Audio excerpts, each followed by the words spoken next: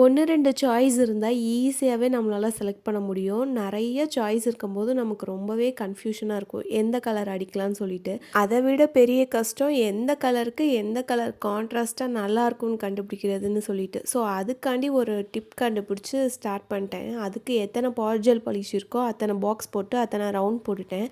அந்த ரவுண்டுக்குள்ள கலர் பண்ணிவிட்டு அந்த பாட் ஜெல் பாலிஷ் மேலே ஒரு நம்பர் இருக்கும். ஸோ அந்த நம்பரை வந்து நான் நோட் பண்ணி வச்சுட்டேன்.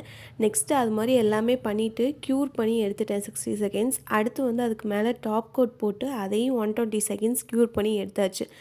இது மாதிரி பண்ணுறனால எனக்கு என்ன பெனிஃபிட்டாக இருந்துச்சுன்னா, கான்ட்ராஸ்ட் கலர் வந்து ஈஸியாகவே வந்து கண்டுபிடிக்க முடிஞ்சுது. இப்படி பண்ணனால இன்னொரு பெனிஃபிட் என்னென்னா, ஒவ்வொரு பாட் ஜெல் பாலிஷில் வேறு வேறு கலர்ஸ், அதாவது வந்து உள்ளே வந்து டார்க் கலராக இருக்கும், வெளில வந்து லைட் கலர் ஷேடுங்கிற மாதிரி நோட் பண்ணியிருப்பாங்க.